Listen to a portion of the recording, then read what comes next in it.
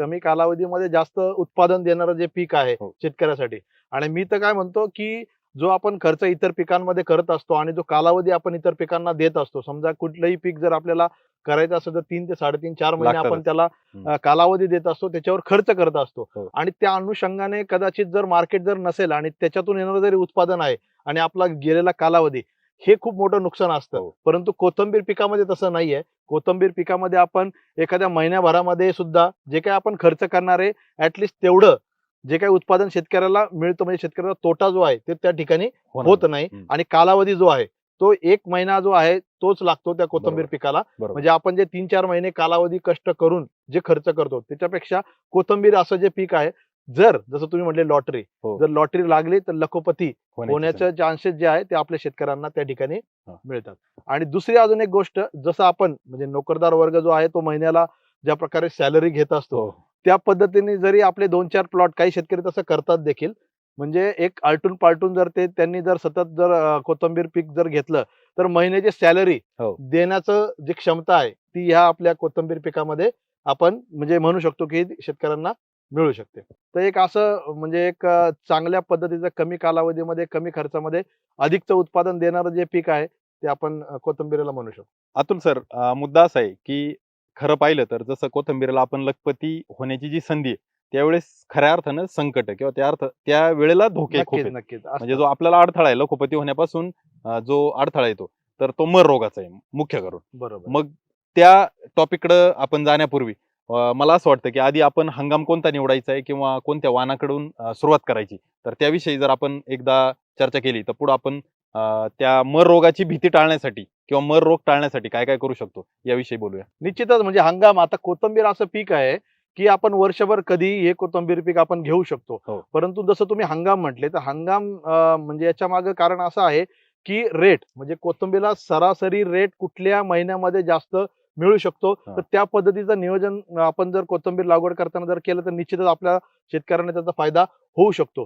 तर जसं आपलं उन्हाळा आहे, पावसाळा आणि हिवाळा हे 3 जे हंगाम आहेत, हो. त्यापैकी उन्हाळा जो हंगाम आहे, म्हणजे जो आत्ताचा आपण आता ज्या ठिकाणी चर्चा करतो, चर्चा करू. इथून पुढचा जो काही आपला एप्रिल मे पर्यंतचा जो काही कालावधी आहे, या कालावधीमध्ये जे कोथिंबीर लागवड करतात त्या शेतकऱ्यांना जे काही मार्केटमध्ये रेट जे आहे ते हो. चांगल्या प्रकारे मिळतं. मिळतात. हो. याचं कारण असं असतं, की ह्या कालावधीमध्ये एक तर पाण्याची समस्या भरपूर मोठ्या प्रमाणामध्ये बरोबर. असते. हं. दुसरी गोष्ट, लागवड केल्यानंतर याच्यामध्ये जसं तुम्ही मरीची समस्या जे म्हटले, हो, हो. ती खूप मोठ्या प्रमाणामध्ये ह्या सीझनमध्ये शेतकऱ्याला येत असते. हो. त्याच्यामुळं जे काही उत्पादन जे आहे ते ह्या कालावधीमध्ये कमी येत असल्यामुळं आणि मागणी, जे हो. मार्केटची जी काही आपण मागणी म्हणतो, ह्या कालावधीमध्ये मार्केटची मागणी मोठ्या प्रमाणात असल्यामुळं ह्या कालावधीमध्ये जे म्हणजे कोथिंबीर उत्पादक शेतकरी आहेत, त्यांना ह्या कालावधीमध्ये चांगला रेट जो आहे मिळू शकतो. म्हणजे उन्हाळ्यात आपलं उत्पादन बाजारात जर जात असेल, जात म्हणजे असेल. हां. काय म्हणतो ना, पक्वतेची अवस्था, तर तो एक हंगाम आहे, की जो की आपल्याला आपल्याला बाजारभावाची. बाजारभाव चांगला आपण त्या ठिकाणी मिळवून घेऊ शकतो. बरं. आता मुद्दा असा येतो, की मग जर समजा आता 2 हंगाम तर मुख्य आपल्याला डोळ्यापुढे आपण टार्गेट करू, की उन्हाळी हंगाम आहे आणि एक पावसाळी पावसाळी हंगाम आहे. हंगाम. मग आता याच्यामध्ये वाण निवडत असताना उन्हाळीमध्ये आणि पावसाळ्यामध्ये याच्यात काही बदल करायचा आहे, की एकच वाण दोन्हीकडे चालणार आहेत आणि त्या वाणांची काय अजून खासियत असणार आहे का? निश्चित, निश्चित. आता याच्यामध्ये हां. म्हणजे मार्केटला जी आपण कोथिंबीर नेतो, हो. तर कोथिंबीर नेल्यानंतर कुठल्या कोथिंबीरीला जास्त रेट मिळणार आहे, हां. हा खूप महत्त्वाचा भाग आहे. आणि याच्यामध्ये आपली कोथिंबीर म्हणजे जर एक काडी असेल, लक्षात हां. घ्या, हं. आणि त्याला जर फुटवे नसतील, तर एक काडी जर असेल आणि त्याला जर आपण मार्केटमध्ये घेऊन गेलो, तर त्याला तुम्हाला रेट मिळणार नाही. नाही. तर त्याला चांगले फुटवे असलेले, हो. तजलदार आणि जे काही कातरण टाईप जी आपण म्हणतो पानं आहेत आणि सुगंधी, हो, हो. त्याला किती सुगंध आहे याच्यावर त्याच्यावर मार्केट डिपेंड आहे. रेट नक्कीच. ठरलेले असतात. हां. आणि त्याच्यानुसार देखील मग वेगवेगळे वाण आपल्या प्रचलित आहेत, हो. त्याची आपण या ठिकाणी आता चर्चा करू. याच्यामध्ये महत्वाचं म्हणजे आता 2 प्रकार पडतात. हां. एक तर गावरान, जो काही देशी वाण म्हणतो आपण बरोबर. ते, हां. आणि आता एक काही प्रचलित रिसर्च वाण मार्केटमध्ये आलेले आहेत. त्याचा देखील म्हणजे शेतकरी बंधू लागवड करून चांगलं उत्पादन घेत आहेत. आता याच्यामध्ये गावरान, तो आता याच्यामध्ये आपण म्हणतो की आपल्या मार्केटनुसार किंवा आपल्या विभागानुसार वेगवेगळी जाती प्रचलित झालेल्या आहेत हो. एरियानुसार. जसं महाराष्ट्राचा जर आपण विचार केला, तर लातूर, उस्मानाबाद हा जर एरिया जर बघितला आपण, त्या ठिकाणी गावरान कास्ती जे वाण आहे ते हो. खूप प्रचलित आहे. हो. जर आपला पुणे वगैरे नगर हा जर परिसर जर बघितला तुम्ही, त्या ठिकाणी आंध्रा गोल्ड म्हणून प्रचलित आहे. हो. वाई आहे, जळगाव आहे, इंदोरी आहे, असे वेगवेगळे गावठी जे वाण आहेत ते प्रचलित आहेत. म्हणजे तुम्ही म्हणता याची जी खासियत आहे गावठीची की त्याला एक काडी न राहता फुटवे जादा नाही, काडी आणि जादा सुगंध सुगंध नाही. त्याची खासियत अशी आहे हा. की हे वाण जे आहे गावठी वाण हे जास्त वाढत नाही. बरं. आणि त्याच्यामध्ये फुटवे तर असतातच असतात, परंतु सुगंध हा, तो म्हणजे जास्त. कोथिंबीर आपण म्हटलं की त्याला सुगंध असणं फार गरजेचं आहे. गरजेचं आहे. आणि त्याच्यामुळे कारण की ते आपण जेवणामध्ये वापर करतो आणि हो. त्याचा जर सुगंध जर चांगला आला, निश्चितच शेतकऱ्याला मार्केटमध्ये रेट चांगले मिळणार हो. आहे. तर गावठी वाणामध्ये सुगंध चांगल्या प्रकारे असतो, पण त्याची वाढ जी आहे ती पाहिजे त्या प्रमाणामध्ये होत नाही. ओके. हा, आणि दुसरं जे मी तुम्हाला म्हटलं रिसर्च वाण, हो. याच्यामध्ये मार्केटमध्ये आता बऱ्याचशा काही नवीन कंपन्या आहेत, त्यांनी त्यांचे वाण आणलेले आहे. जसं की म्हणजे आपलं अॅग्रोस्टारचं सुरुची एक वाण आहे, हो. ते सुद्धा मार्केटमध्ये चांगल्या प्रकारे चालत आहे. दुसरं म्हणजे अशोका हे एक कंपनी आहे, त्याच्यामध्ये अशोकाचं A5 हा. हे एक वाण आहे. हे चांगल्या प्रकारचं म्हणजे प्रचलित वाण आहे. याची वैशिष्ट्य असं आहे की हे जे आहे याला एकरी जे काही आपण म्हणतो बीज, की त्याची मात्रा जी आहे ही सर्वात कमी आहे, कमी लागते. फार बरं. कमी लागते. बरं. आणि कमी मात्रेमध्ये याचं उत्पादन जे आहे ते हा. आपलं जे गावठी वाण आहे त्याच्यापेक्षा जास्त मिळते. जास्त उत्पादन देणारी क्षमता जी आहे ती या वाणामध्ये आहे. ओके. आता ह्या वाणाची खासियत अजून एक आहे की ह्या वाणाचे म्हणजे फुटवे जे म्हणतो आपण, हा. जसं मगाशी आपण प्रचलित म्हणजे आपण चर्चा केली की मार्केटमध्ये हो, जे हो. फुटव्याची जर कोथिंबीर असेल त्याला चांगले रेट मिळतात. बरोबर. तर याच्यामध्ये A5 जे वाण आहे याला फुटवे खूप चांगल्या प्रकारे येतात. ओके. आणि फुटवे चांगल्या प्रकारे येत असल्यामुळं की एकरी जे आपण जुडींची संख्या म्हणतो ही जास्त प्रमाणामध्ये याची येते.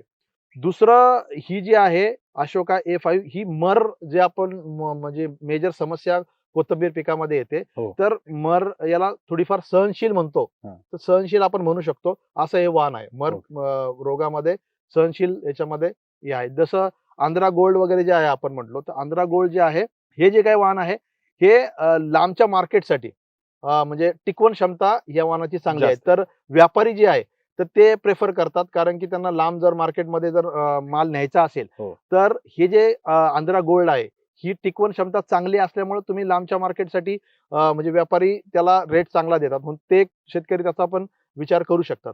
जसं आपण आता बघितलं गावरान हो. जी काही कोथिंबीर आहे ती आपण एकदाच उपटून मार्केटला नेऊ मिळतो. शकतो. बरोबर. पण ही आता आपण जी चर्चा केली अशोका A5 असेल किंवा सुरुची असेल अॅग्रोस्टारची किंवा ईस्ट वेस्टची रामसेस असेल हो. किंवा नाथ सीड्सची एव्हरग्रीन असेल, या ज्या काही मल्टीकट आहे, मल्टीकट म्हणजे आपण एकदा लावल्यानंतर ती कट करून मार्केटला नेऊन ती पुन्हा म्हणजे 3 ते 4 कट जे आहे ते अशा कोथिंबीरच्या वाणांचे होऊ शकतात. ते पण म्हणजे या वाणांचा देखील शेतकरी विचार करू शकतात की रेग्युलर 2-3 कट करून त्याचं अधिकचं अधिक उत्पादन अशा वाणांमधून घेऊ शकतात. म्हणजे मल्टीकटला एक तर आपली शेतजमीन कमी आहे आणि शहराच्या जवळ आहे, तर हा पर्याय हा आपल्यासाठी पर्याय चांगला आहे. चांगला आहे. मग मल्टीकटचा. याच्यासाठी हे 2-3 वाण तुम्हाला जे सांगितले ते. आता जसं तुम्हाला मी सांगितलं की आंध्रा गोल्डमध्ये की टिकवण क्षमता जास्त असल्यामुळे लांबच्या मार्केटला ती चांगली चालते. वास वगैरे या गावठी वाणांमध्ये चांगल्या प्रकारे येतो. बरोबर. आणि जसं अशोका A5 याला पण चांगला सुगंध असतो, याची पण मार्केटमध्ये चांगली मागणी आहे. तर हे जे काही वाण आहेत आपल्या विभागानुसार तुम्ही त्याची निवड करू शकता. आपल्या मार्केटच्या याच्यानुसार तुम्ही त्याचं निवड करून त्याची लागवड तुम्ही करून घेऊ शकता आणि चांगलं उत्पादन तुम्ही या वाणांमधून घेऊ शकता.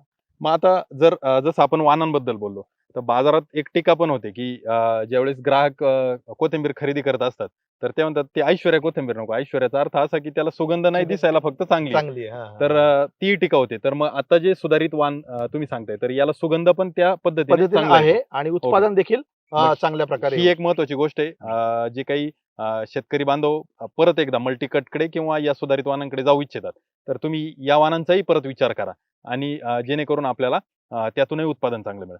आता दुसरी बाब अशी, की आपण या गावरान प्रकार असेल, मल्टीकट असेल, तर याचा मग बीजदर पण बदलणार. कारण आता बरोबर. तुम्ही नक्की, सांगताय, नक्की, की नक्की. ज्याला फुटवा जास्त आहे किंवा हो, ज्याला हो, एक हो. काडी आहे, तर तो मग बीजदर कसा ठेवायचा आणि तो हंगामानुसार बदलतोय, की थ्रू आउट द इयर तो एकच बीज दर राहतोय? नक्की. म्हणजे हा एक महत्वाचा मुद्दा तुम्ही आता चर्चेला घेतलाय.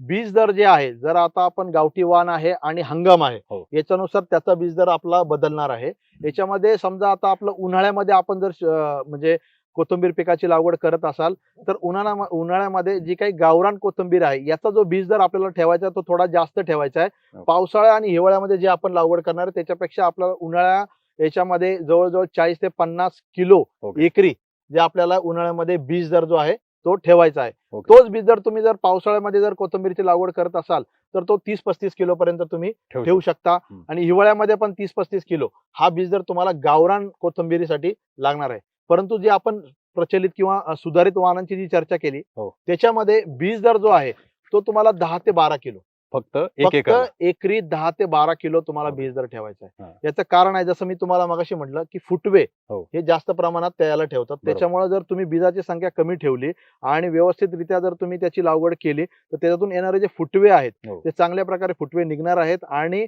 अधिकचं अधिक उत्पादन जे आहे ते तुम्हाला ह्या वाणांमधून मिळणार आहे. हा, आणि जर समजा आपल्याला मल्टी कट वाण लावलाय परंतु त्याची कटिंग न करता तो जर काय म्हणतो ना उपटून बाजारात पाठवते, तर मग तो बीज दर परत थोडासा वाढवण्याची पण गरज पडेल की नाही त्यावेळेला सुद्धा हा. वाढवण्याची काही गरज नाही, परंतु तुमच्या म्हणजे हंगामानुसार हो. जर समजा तुम्ही उन्हाळ्यात जर त्याची लागवड करत असाल हो. तर तुम्ही एक 13 ते 14 किलो पर्यंत तो बीज दर ठेवू शकता. हो. आणि पावसाळ्यामध्ये हिवाळ्यामध्ये 8 ते 10 किलो 12 किलो पर्यंत बस झाला म्हणजे त्या म्हणजे किलो पर्यंत तुम्ही एकरी ठेवू शकता. म्हणजे साधारण गावरांचा हिशोब गुंठ्याला 1 किलो आहे आणि याचा 4 गुंठ्याला 1 किलो आहे, तर 25% फक्त बियाणं बियाणं लागतं. बियाणं लागतं बियाणं आणि उत्पादन पण याचं जास्त आहे. जास्त आहे. तर तो एक तफावत आहे. तफावत आहे तर याच्यामध्ये. हरकत नाही, दोन्ही वाणांची लागवड आपण करून आपला अनुभव सांगू शकता. आणि शेतकरी बंधूंनो, कमेंटच्या माध्यमातून तुम्ही सांगा की तुम्ही जे कोथिंबीर उत्पादक शेतकरी असतील किंवा धना उत्पादक शेतकरी असतील तर तुम्ही कमेंटच्या माध्यमातून कळवा की आपण कोणता वाण लावता किंवा कोणत्या वाणाचं आपल्याला आतापर्यंत उत्पादन चांगले मिळाले. पुढे जाऊन आपण पाहणार आहोत की बीजदराबद्दल आपण बोललो. मग हंगामानुसार बीजदर सरांनी सांगितलं की वेगळा ठेवायचा, म्हणजे पावसाळ्यामध्ये बीजदर थोडा कमी केलाय, उन्हाळ्यामध्ये जास्त वाढवणं. केला. कारण तर की त्या याचं ठिकाणी कारण मरीची- उत्पादन फक्त आहे की दुसरं पण काय याला कारणीभूत आहे? नाही त्याच्यामध्ये मरीची जे काही प्रादुर्भाव आहे म्हणजे हो. कसं होतं उन्हाळ्यामध्ये हो. कोथिंबीर पिकामध्ये मर जास्त प्रमाणात येत असते. हो. त्याच्यामुळे हा बीज दर आपल्याला जास्त त्या ठिकाणी ठेवायचा आहे. हो. दुसरं जमीन वरून ताप असते, बर. त्याच्यामुळे आपल्याला उन्हाळ्यामध्ये जर बीज दर चांगला ठेवला तर जे काय अधिकचं उत्पादन आपल्याला जे घ्यायचं आहे, कारण हो. की मर झाल्यानंतर जे काही आपण बीज दर ठेवणार आहे, परंतु हो. जर मर झाल्यानंतर ते अपेक्षित उत्पादन आपल्याला त्या ठिकाणी मिळणार नाही, म्हणून आपल्याला उन्हाळ्यामध्ये बीज दर जास्त ठेवणं गरजेचं आहे. म्हणजे बीज दर उन्हाळ्यात जास्त ठेवला की जमिनीत गारवा राहण्याची शक्यता शक्यता वाढेल वाढते, आणि मग मर रोगाचा जो काही प्रादुर्भाव आहे तर तो त्याच्यात ठेवला. कमी होऊ शकतो. आणि हेच पावसाळ्यात आपण दाटी केली तर तर त्या ठिकाणी मर मर- वाढण्याची शक्यता असते. ओके. म्हणून त्या ठिकाणी आपल्याला दाटी नाही करायची, त्या ठिकाणी बीज दर आपल्याला 5 ते 10 किलो कमी करायचा, म्हणजे 30 ते 35 किलो बीज दर एकरी आपल्याला त्या ठिकाणी ठेवायचं. ओके. शेतकरी बंधूंनो, एक मुद्दा या ठिकाणी आपण लक्षात घेणं गरजेचं आहे. पावसाळ्यामध्ये आपली धना किंवा आपला कोथिंबीर जर सुकत असेल तर तो मर रोग असण्याची शक्यता आहे, परंतु उन्हाळ्यामध्ये असेल तर तिथं मर रोगाची शक्यता ही खूप कमी आहे. तिथं तो सुकवा किंवा त्याला आपण मरतूक म्हणू शकतो की ज्याला कुठलीही बुरशी जबाबदार असेलच असं नाही, की एकंदरीत जे वातावरण आहे त्या प्लॉटची जी काही स्थिती आहे तर ते त्याला कारणीभूत असू शकतो. मग आता आपण पुढे जाऊन यावरही कसं व्यवस्थापन करता येईल ते पाहूया, जेणेकरून आपल्याला जास्तीत जास्त उत्पादन घ्यायचे आणि उत्पादनाला बाधा किंवा खास करून ज्यावेळेस बाजारभाव अति प्रचंड असतील त्यावेळेस ही समस्या मोठ्या प्रमाणात येते.